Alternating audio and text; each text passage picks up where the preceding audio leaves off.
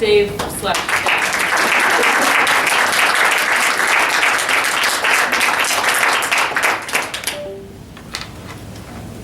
That's a proud moment, you know, when one of your daughters reads exactly what you wrote. Thanks. It's really good to be back. As I've shared with a few of you this evening, we moved here, the Markward family, in 1983. And do the 80s seem like 40 years ago? I don't think so. And we were here, well actually, when we got here, Lindsay, who just read the introduction, was 1 year old. And Josh was 5, so he was going into kindergarten. And Heather was 8, she was going into 3rd grade. And Brooke wasn't here yet. So lots of things happened here. When I hear the titles of the things that I've done, two things come to mind. One is I've been around for a while, and the other is, could that guy keep a job? Because he just kind of moved through things there. When we got to town here, I had some hair on the top of my head and an appendix. And those things have changed. But as you know, the years go by, and it's been a really rich set of experiences. Here to talk about the book that was recently published, and as the title might suggest, it has something to do with Dubuque, Iowa. And I spent my first 17 years in Dubuque. I got all my public education there, great schools, was well prepared to go off and start my college career. One of the things about Dubuque, back at that time, it was almost an exclusively white community of about 50,000 people. I went to a grade school that had no children of color. I went to a junior high that had no children of color. I went to a high school that at the time had 3 grades. There were 2,000 kids, so it was a pretty good sized high school. There were 5 kids of color, 3 black kids from Dubuque, a foreign exchange student from Ethiopia, and a foreign exchange student from India. None of those kids were in any of the classes I took, so my opportunity to interact with people that looked different than I were very limited. And that changed the very first day that I went to school at Augustana College. I like to say that I went to Augie on a full ride. My dad took me from our front door all the way to the dormitory door, a full ride. And I got off, and parents who have had kids go off to college here in the last few years, I went to school with a suitcase in a cardboard box. And in that suitcase were all the clothes I would need till winter came along. And in that box was a clock radio, a gooseneck lamp, a dictionary, and an old portable typewriter. Remember those things? And that's the way I arrived at college. The next day was the first day of football practice. And on my way out to the practice field, I saw a young, handsome black man. And I introduced myself, and his name was Tony Clay. He's from Davenport. In fact, he had played for the Davenport Central Blue Devils, a team that we played against in high school. And when he said his name, I remembered Tony, and I remember the Blue Devils. Because when we played down there at Brady Street Stadium, when I was a junior, they played their fight song after every touchdown. I knew their fight song by half. They were really good. And that friendship has lasted through today. And will go on forever. We played football together, we played baseball together. We're in the same fraternity. And I started to see what people who come from different backgrounds, what their lives were about. And this journey that I talk about, it's been, at least from my perspective, and I'll let you be the judge of that this evening, a really remarkable one. I've had the opportunity to talk to several groups similar to this. And one of the questions that often arises is, did you intend to write a book about racism? And the short answer to that question, and the honest answer is no, it wasn't on my mind. In our lives, a lot of things happen serendipitously. I don't know if it's divine intervention, dumb luck, whatever you want to call it. But I happened to be watching or scanning channels one night back in 2018. It was a rebroadcast of the very first new episode of David Letterman's new show, My Next Guest Needs No Introduction.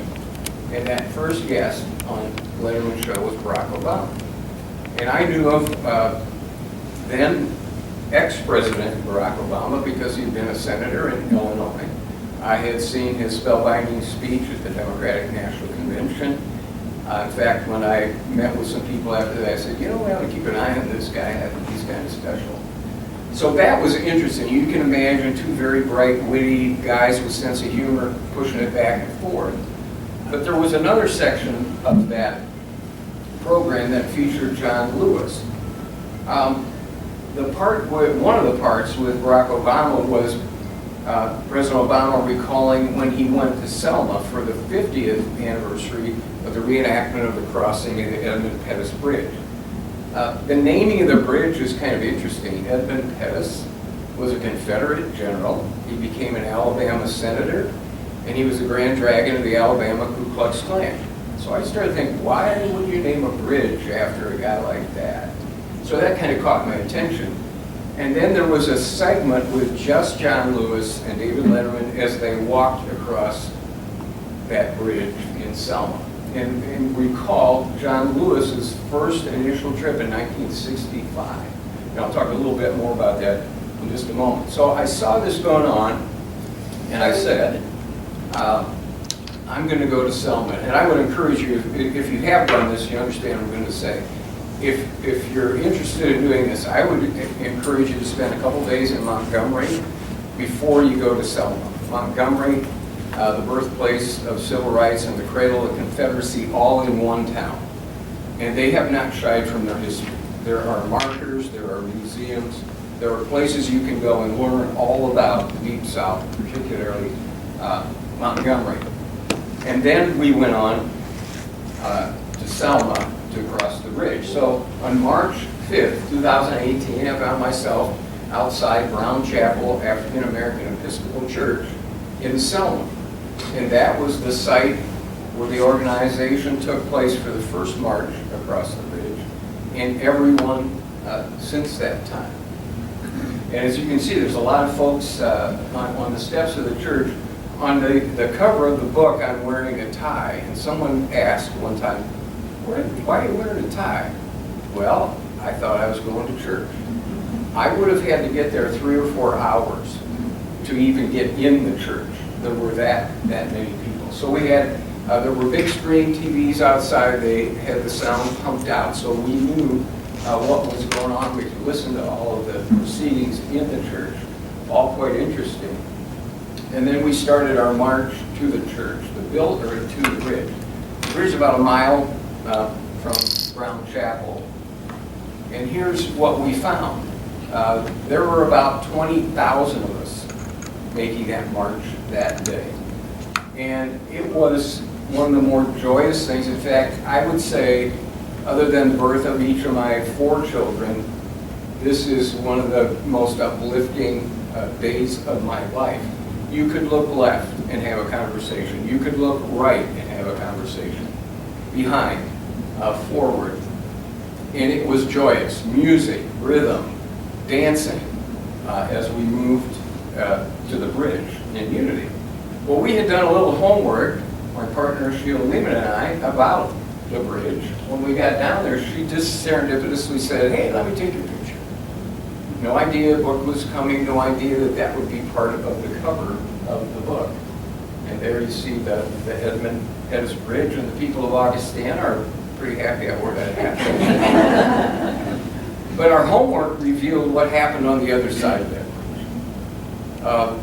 When the protesters, they called foot soldiers, peacefully marched across the bridge, about 200 or 300 of them, they were met by all kinds of Alabama's finest law enforcement. They were armed with whips, billy clubs, tear gas, some were on horses. I've seen the video of what I'm going to tell you next. So as the protesters came to the foot of the bridge, they stopped. And one of the law enforcement officers said, "You have 2 minutes to disperse." At the 1 minute and 17-second mark, it all broke loose. Horseback, on foot, just ran over the marches. And the guy on the ground is John Lewis. John Lewis almost lost his life that day, suffered a skull fracture. They took him back to the church. A couple days later, they came back, this time with Dr. Martin Luther King. They got turned around. It was called Turnaround Tuesday.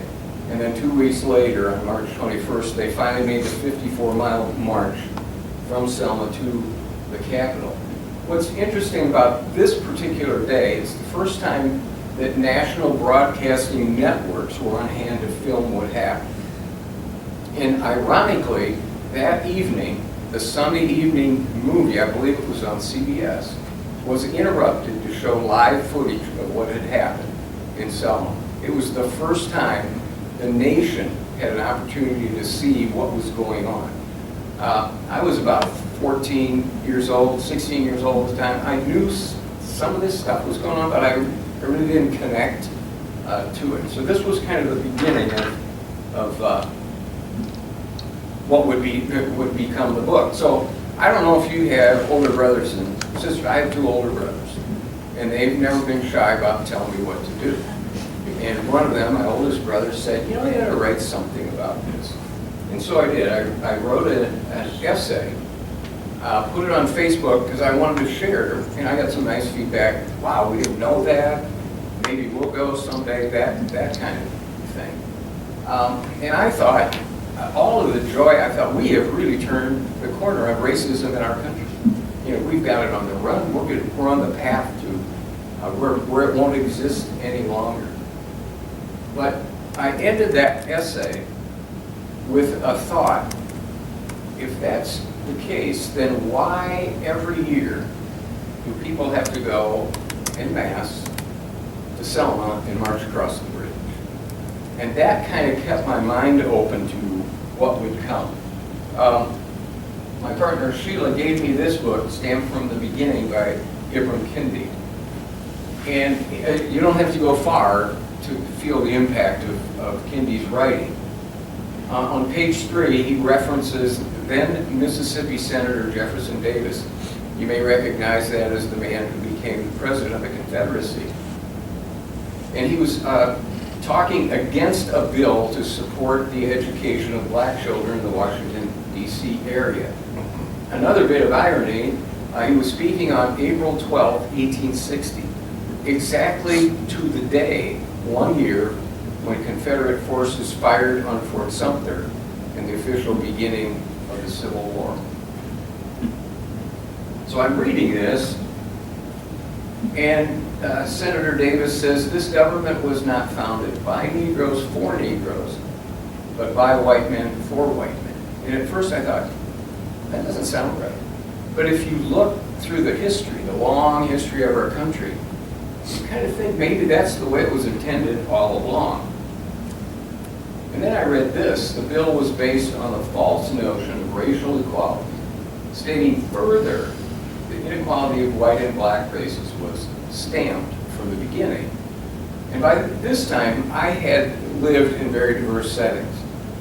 I've been a superintendent in 2 different districts with a fair percentage of kids of color, a lot of various ethnicities, and I knew that statement was patently false. The people I have met in all walks of life excel. There is no race that has the corner of the market on anything. That's my belief. You know, I encourage you to examine your thoughts as well. So that kind of lit a further fire, and I began to reminisce. As a white guy coming out of Dubuque, there are some things that I look back on that I'm not proud of, and some of them I have shared in the book. I had a long way to go in development as a human being. I started to research more intently, and some people knew what I was doing now, and so I'd get an email, "Hey Dave, have you read this?" Somebody handed me a book. Somebody would send me a newspaper clipping. So there was people that were involved in this, and I began to write more seriously and kind of see where I was headed. But the key to the book are the interviews that I conducted. All in all, there are 35 different people that I interviewed. 30 of them are men and women of color. Some that I knew initially, some that said, hey Dave, you ought to talk to this person. And there was one that I had never heard of. I was reading an article in the Des Moines Register about this particular guy, and his name is Dow Jock. Now some of you may be Iowa Hawkeye fans. I know I'm in Illinois. There's Hawkeye fans sometimes. Dow is the older brother of Peter Jock. And Peter Jock was a fantastic player for Iowa, went on and played the NBA for a while. I read an article. He was working for the Des Moines Public Schools. And so I called him. I looked up his number on the Des Moines School District website. And I said, Mr. Jock, can I talk to you about racism? Now think about some guy you don't even know. It's somewhat uncomfortable. And he said, sure. And so here's what I learned about Dow Jock. I'm going to turn and get a little more light here. Dow Jock was born in Khartoum, Sudan. His father, a general in the People's Liberation Army, was killed during the Second Sudanese Civil War when Dow was 6 years old.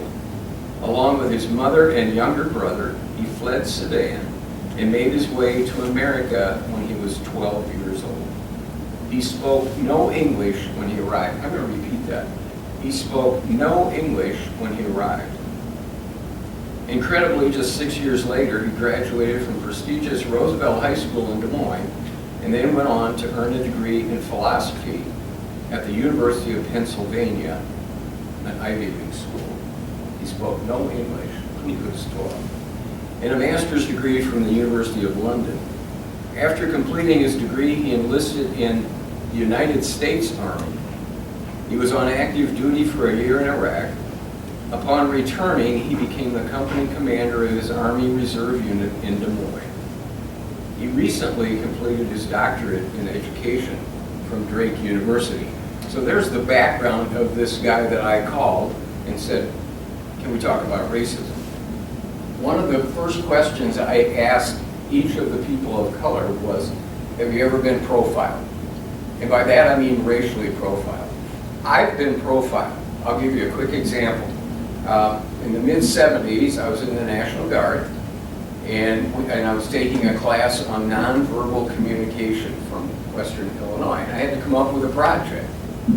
So I got one of my buddies, Mike Heel, my daughters will know Mike, to get a camera, and he was going to take pictures. And then back in the day, the way you presented in a class, you take pictures and convert them to slides. Remember that?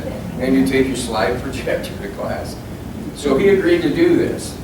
I put on my dress greens, and I was on 38th Street in Rock Island, a very busy street just up from Augustana College, and I hitchhiked.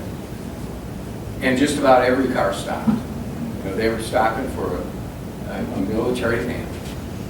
Then I went and changed. I put on a dark wig, I put a bandana around my head, took off my shirt, put on a vest, put beads around my neck, bell-bottom pants, and sandals. And then I hitchhiked. And hardly anyone stopped. Same guy.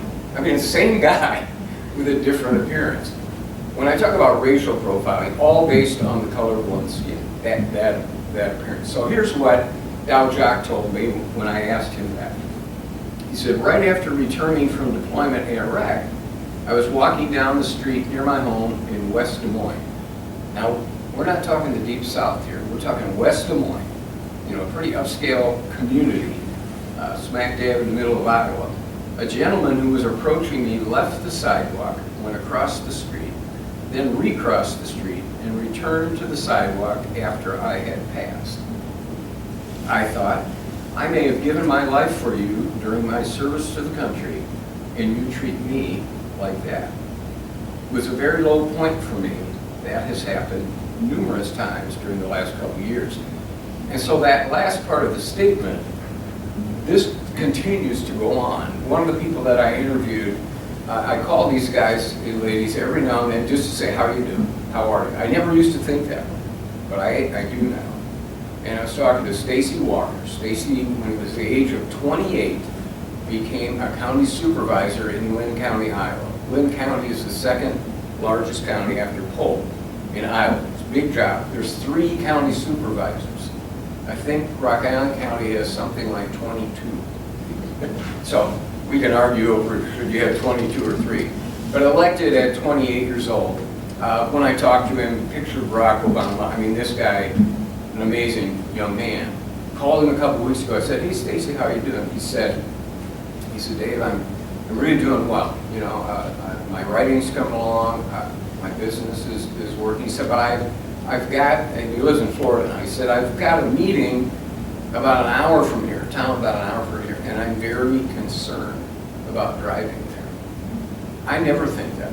I don't get up each day and say, what's going to happen to me because I'm white? But the folks of color, some of them have been a little shy about telling me that. But the message is, yeah, I think about that quite a bit. Whether I'm driving, whether I'm going into a clothing store, a restaurant, walking down the street. Very different from what I encountered. So that was Dow, and I asked that question to each of the people, and one of the young ladies that I talked to said, let me pull out my Rolodex of opportunities. So it's these are very common things. So I'll let you, I'm not going to read all this to you. This summarizes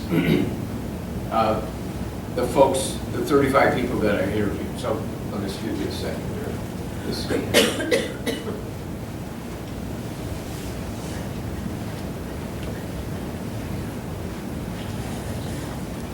In short, I think a pretty impressive group of people. Now, they're not on TV, they're not headliners, but they walk the same streets that I do and you do, and yet their lives are quite different.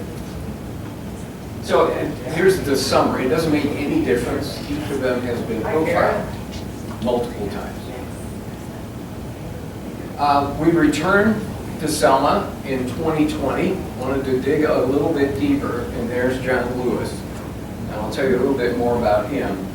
I don't have a lot of regrets in life. One is not following through. I had emailed his office in Atlanta and in Washington, D.C. He's a representative from Georgia. And I would have hopped on a plane just to go shake his hand, just to say thank you. This was in March of 2020, and the great man passed in July of 2020. So I missed my opportunity. Another coincidence, the Edmund Pettus Bridge was built in 1940, and John Lewis was born in 1940. So that person in that bridge, I think, will be forever remembered together. So we're in Nashville. I'm going to take you on a side trip. This just shows you how these things kind of pop up. Walking down, we're going to go to Honky Tonk Bro. I've never been there, so what that's all about. And she says, Dave, look, it's a Woolworth. Now, some of us in the room are old enough to remember Woolworth and Kresge's, and I could go in Dubuque, we had both. I could go in there with my buddies, sit down, have a Coke, stay there as long as I wanted. Well, for John Lewis and his friends, a little bit different experience. So this was actually the Woolworth in Nashville, that was part of the sit-ins in the early 60s. And what caught my eye, I wasn't looking at the TV screen, I saw that trench coat. And if you remember the picture of John Lewis on the ground when he was being beaten on the other side of the Edmund Pettus Bridge, he was wearing a trench coat. I don't know if that's the same one, but in many of the protests where he was involved, he had a trench coat. It said he marched for civil rights. He was part of it more than once. He sat for civil rights on the sit-ins. And he rode for civil rights. He was one of the early freedom riders in the 60s as well. So I thought about this. So they had sit-ins, and I read a little bit about it, but I want to read what actually went on. And this is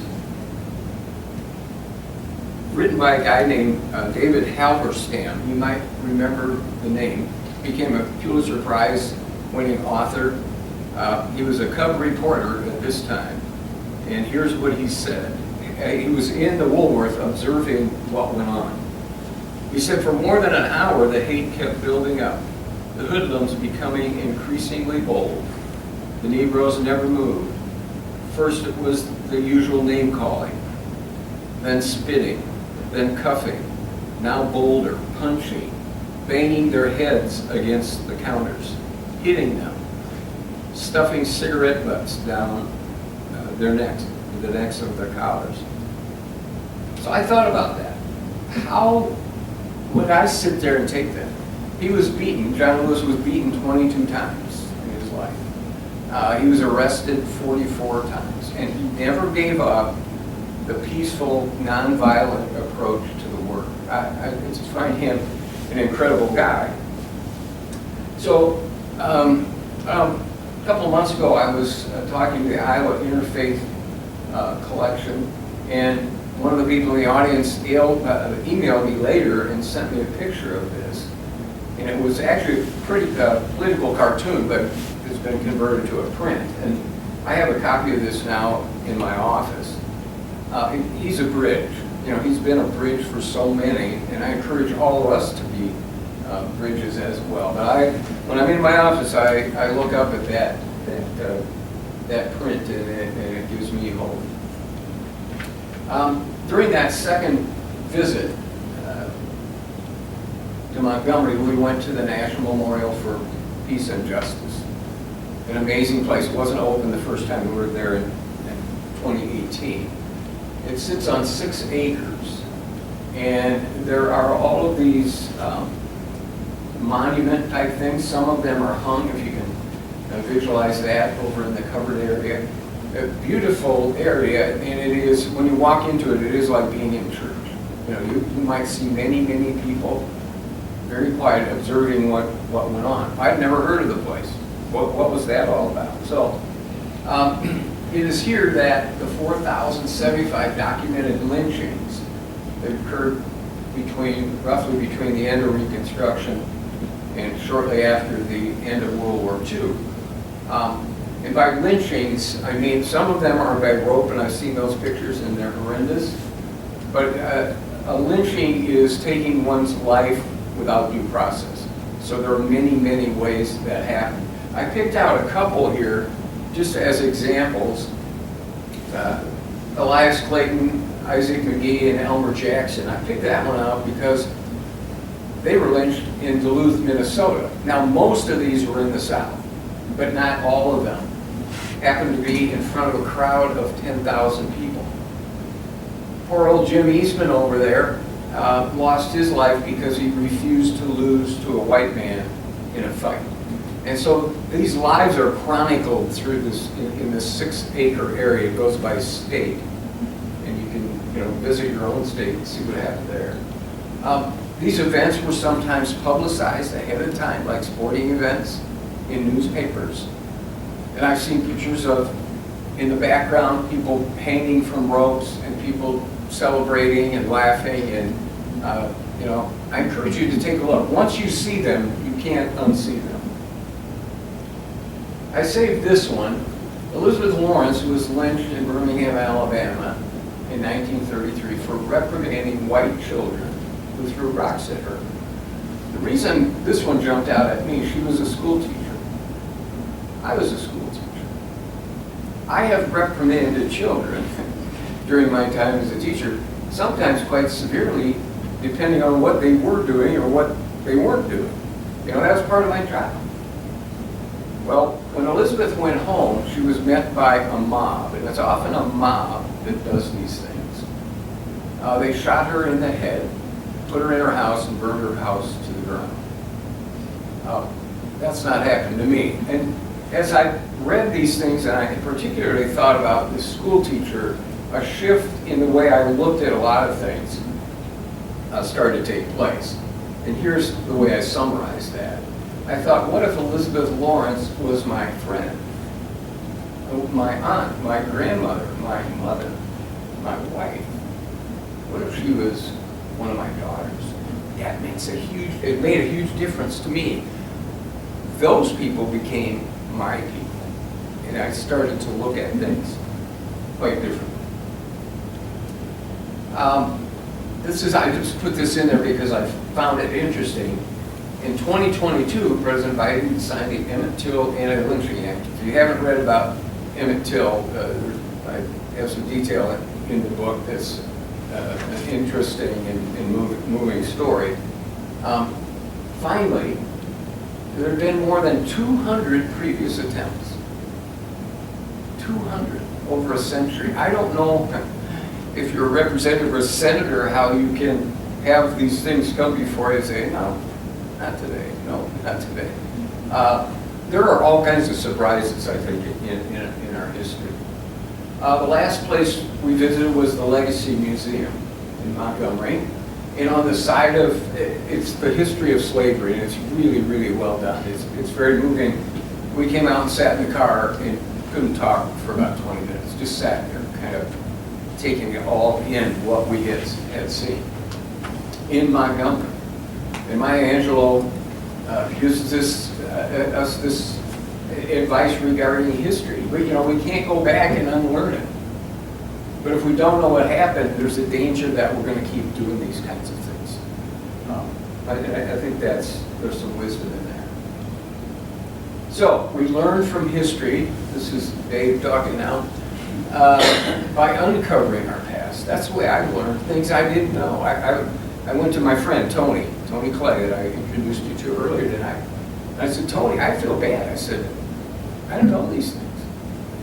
He calls me Davey. He said, Davey, I didn't know them either. We had the same books and teachers you had. So think about, I know there's teachers in the audience tonight, so relevance is huge. When we're trying to get kids to read, having them read things that they connect with. So can you imagine if you're a little black child going to school and you read nothing about your people? It just doesn't make sense. Morally, it doesn't make sense. Educationally, those are my views. I invite you to examine that. There was a guy that was in a book talk like this, and they called me, wanted to have lunch because he was going south. And he said, what places would you go? So I told him about various places and about the Legacy Museum, and this was his quote. He said, even though I was prepared, it moved him. And then how could any human being treat other human beings that way? And yet, historically, we see that. It's not always about race, but in this country, it often has been. So I tested the water with Facebook posts. I started getting a little more serious. I put about one a month out there.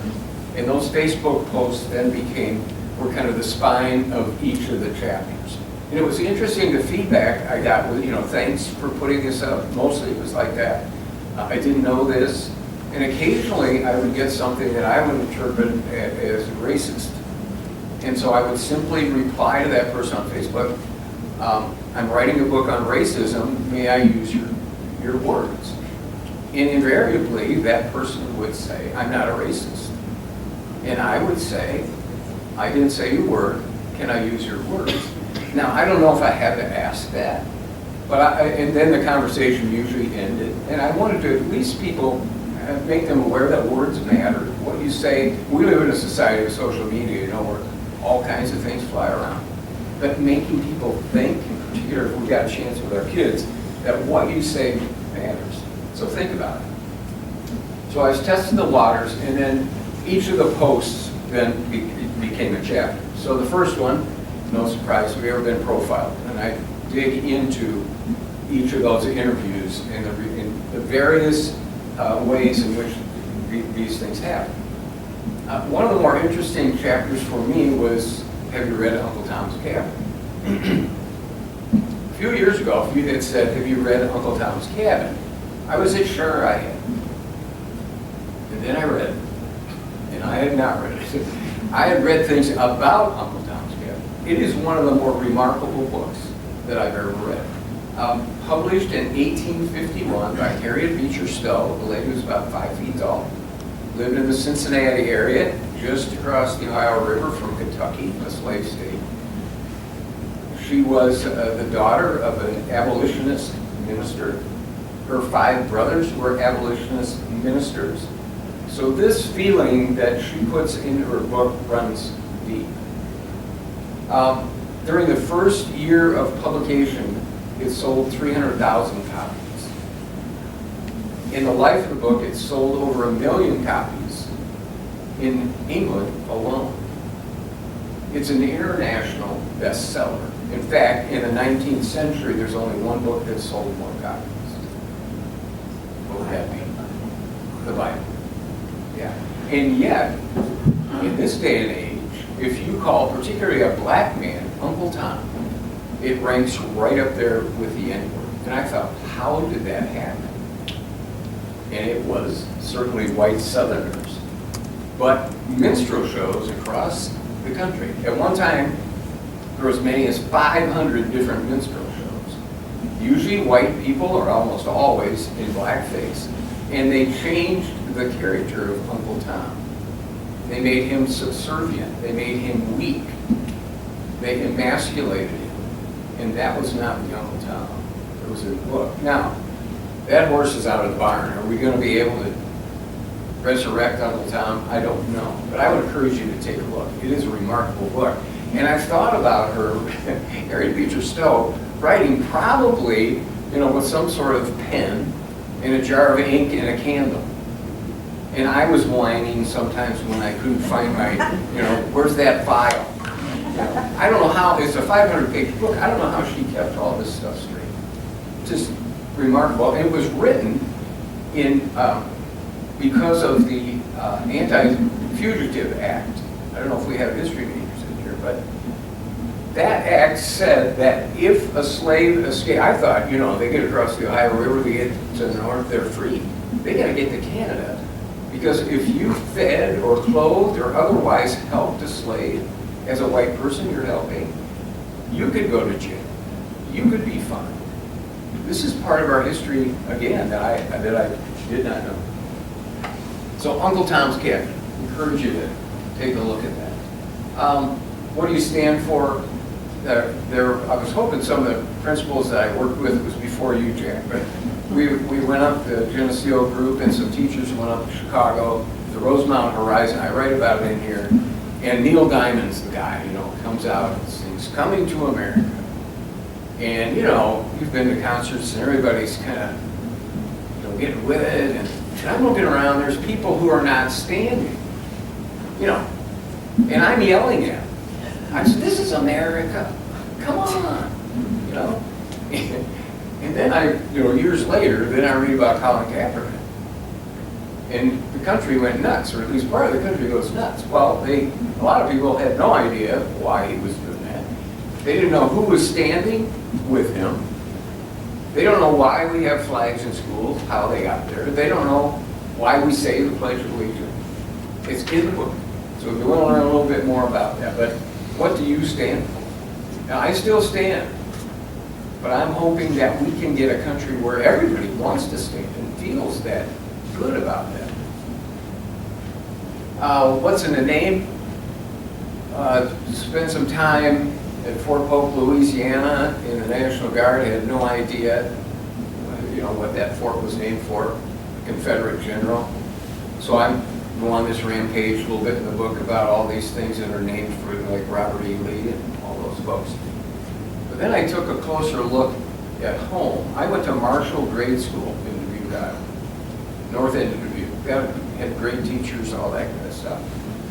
But I told it up because it was a neighborhood school. So we walked to school in the morning, come home for lunch, boom, boom, During the 7 years that kindergarten through 6th grade, I went to that building. I probably walked by that big Marshall name 4,000 times. I had no idea who the guy was. We never talked about him.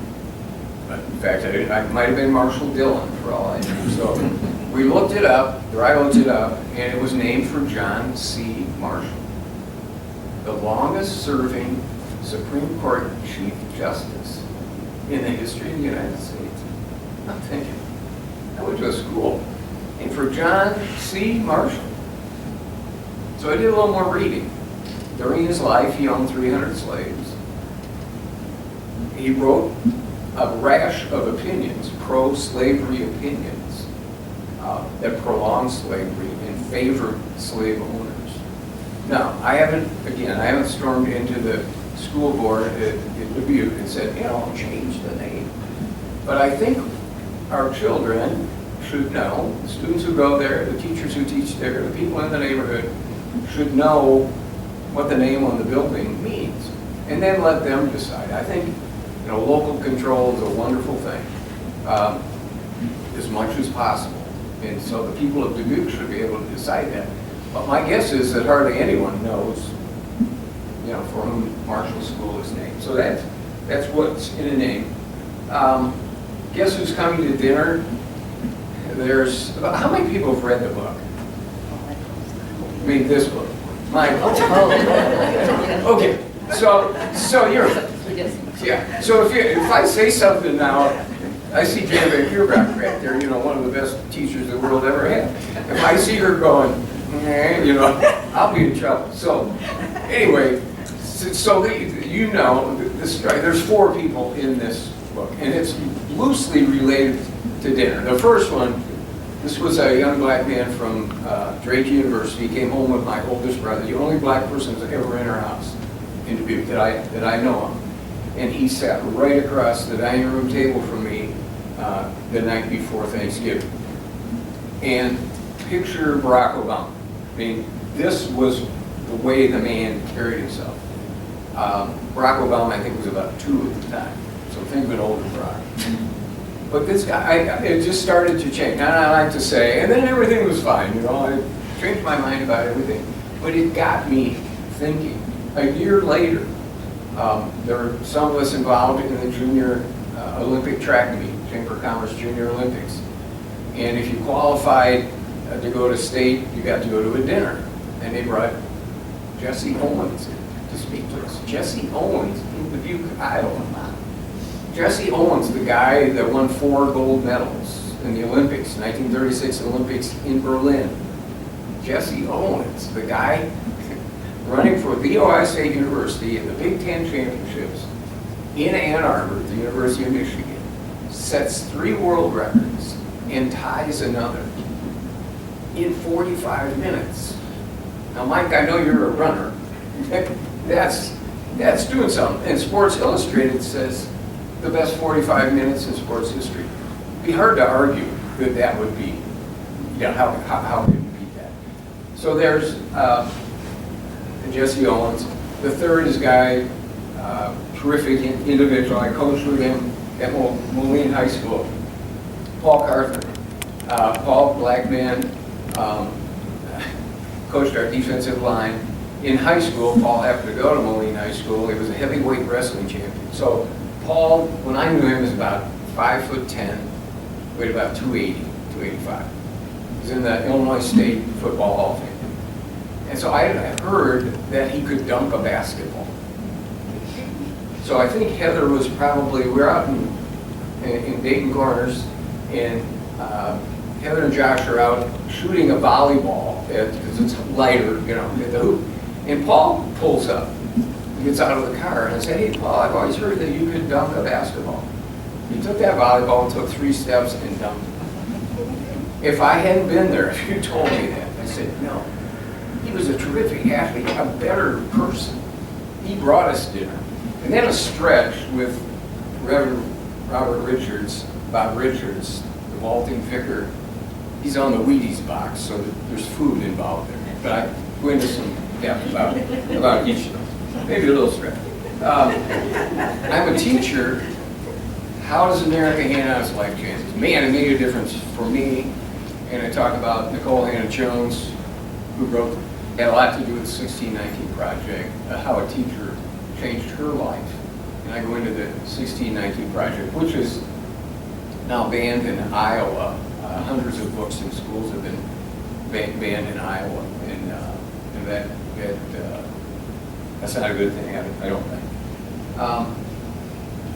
do teachers make a difference? Excuse me, I messed these up. Chapter 7 was about Nicole Hannah-Jones and the teacher that had a great impact on me.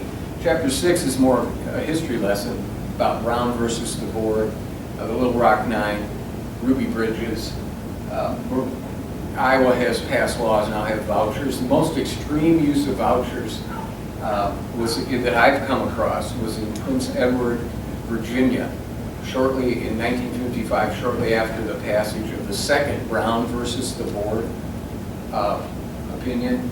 And Prince Edward County diverted all public funds for education to private schools. So there's no public school. They closed all the public schools. And black children cannot go to private schools. So essentially, there was nowhere for the kids to go. Black families got together, pooled their resources, I'm talking garages and in their homes and stuff like that. But just an amazing bunch of history that I knew very little about. Do Black lives really matter? This, and a lot of my writing was around the time of George Floyd's murder and Ahmaud Arbery and others that really make you think. And there's a lot of words that fly around, so I could really drill down into this, give a historical look at some of the horrendous things, but some of the good things. So there's a lot of heavy things in the book. And at times, I've gotten an email message or a phone call and said, Dave, I had to put the book down. There's disturbing stuff in there. And then, of course, then they said, but I kept going. It was a good thing. But the biggest chapter in the book is their hope.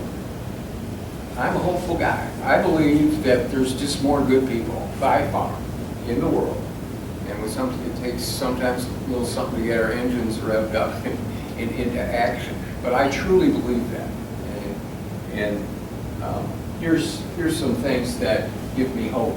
I was asked to give a series of lessons, actually, based on the book to an Episcopal church in Cedar Rapids. And as I walked in across the parking lot, here was the sign. And that's what I believe right there. I'm a big tent guy. I got room for everybody. So when I went in there, the next week, I'd taken a picture and then I had it in a PowerPoint. I put it up there and I said, this is in your parking lot. I said, do you really believe this? And so we had some pretty good conversation about that. And I felt pretty comfortable that they were walking their talk. This was just down the street in my neighborhood. Man, I wish I probably should have got one of those, but there are signs that can help us. And then there's people.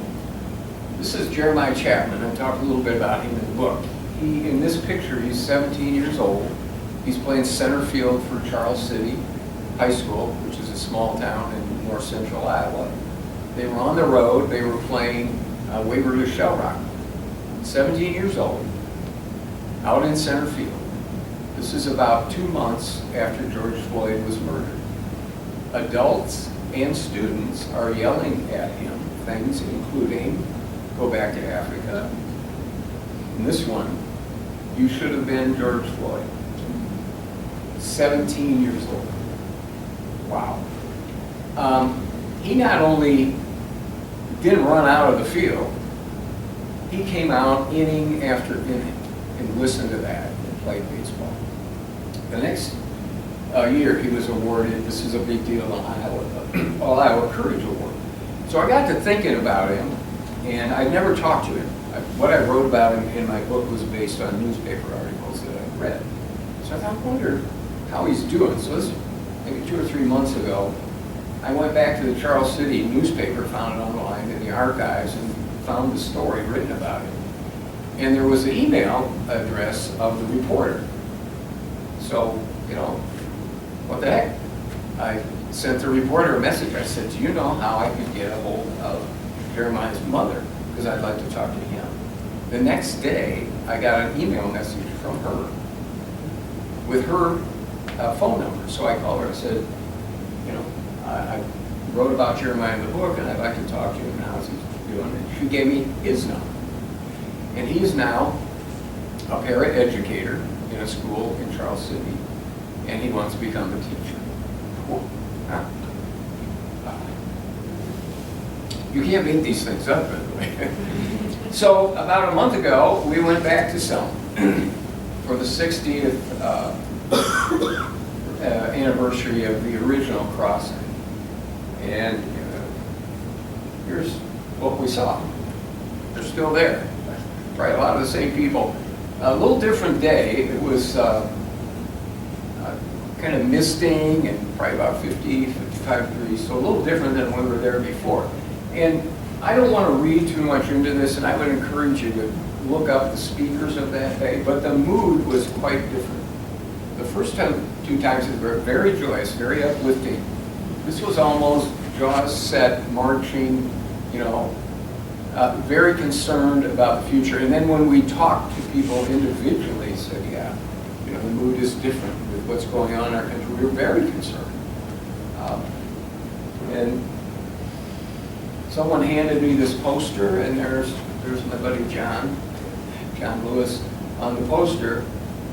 And I want you to remember back to that picture I showed you near the beginning here of John Lewis on the ground in his trench coat. And that was at the foot of the bridge after you cross it. And here's what was there this day. So look at the makeup of the law enforcement, the young people there standing arm in arm, quite different. And so, you know, I find hope in that. There was a young man, I went up and I said, can I take a picture of what's on your pocket? He said, sure. And they're building, it's in the planning station, they're building Foot Soldiers Park that will chronicle the history of the Selma Bridge and all that goes around it. And these particular kids that were wearing these coats are on the Youth Advisory Board, which I think is really a smart thing to include, sorry about that, to include the youth. You know, they're going to be our future. They're going to be living this long after we are. So I'll wrap this up with, I'm kind of an Abe Lincoln fan, and he gave, you know, the Gettysburg Address, probably the most famous 2-minute address in our history. And I did a little research, and it was given on November 19, 1863. The Battle of Gettysburg was July 1, 2, 3, 1863. So this was, what, 4 months later, 5 months later. And I wondered why the delay. And there were 7,000 deaths, roughly, a few more, that day, divided almost equally between North and South. And it took the town that long, Gettysburg's a town of about 2,000 at the time, it took them that long to properly you know, give rites and burials to all of those folks who had lost their lives there.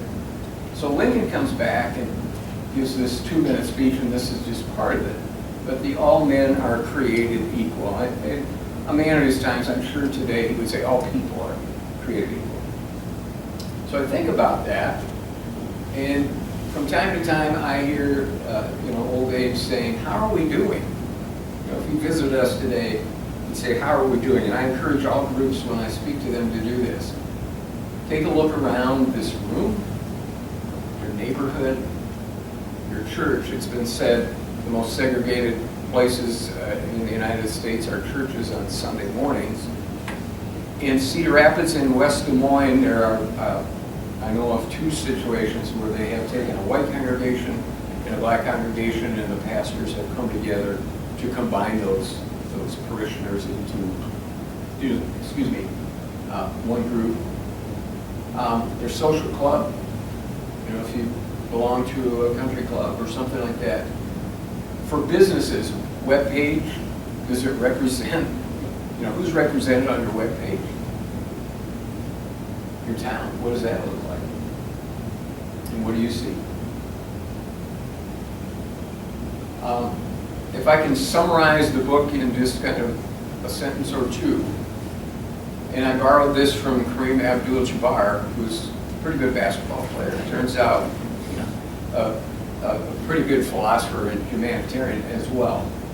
And this was sent to me on a T-shirt by that oldest brother that was telling me what to do. He sent me this at Christmas time a couple years ago. Well, make a friend with someone who doesn't look like you and find the sunshine in that relationship. And Kareem says, it just might change your world. And then this is Dave saying, it has changed mine. So we have reached the end of my formal part. Do we have questions, comments? I'll do my best to answer.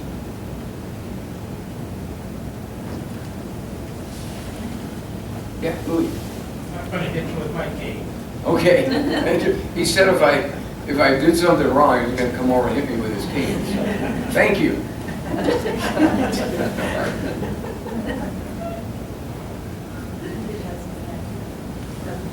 Yeah, Bob. Well, you say you have hope. And I think sometimes that's in scarce supply. And you mentioned, like a picture and the youth being involved. Any other things that give you hope? Yeah, and sitting right here is a teacher. Lindsay's a teacher. She's been teaching in the Rock Island school system for 20 years. That gives me hope. My son Josh is principal of a K-8 building, 95% African American students, just south of Chicago. This is his 5th year as a principal. It's his 15th year in the district. I was at a birthday party a couple years ago on Heather's front lawn, and for her son, and several of the young people that were there were kids of color. My daughter Brooke is the world's greatest sonographer, not stenographer, but sonographer, and she deals with people of all walks of life. So, I'm from a white guy from Dubuque. Yeah, there's hope. Thanks for the question.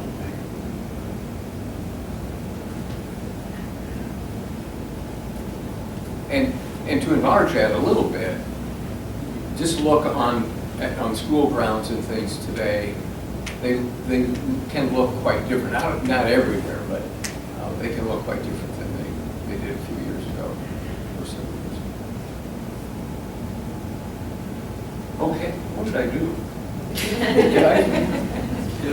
Did I overstay my welcome? I must have run out of, I don't know what I did here. Did that just come up? Yeah, I don't think you did that. Yeah. Okay, good. So I have books to sign. They're signed, and I'll put your name in if you'd like. This is the worst part of this for me, but they're $25. I also brought my Free the Teachers books. They're $12. If you buy them together, it's $30. Get a sale on those. And check, cash, Venmo, PayPal. And the proceeds go to the CRF, Geneseo Community Unit School District 220. So, and for those of you who have already purchased them, thank you for that, and spread the word. Okay, thank you.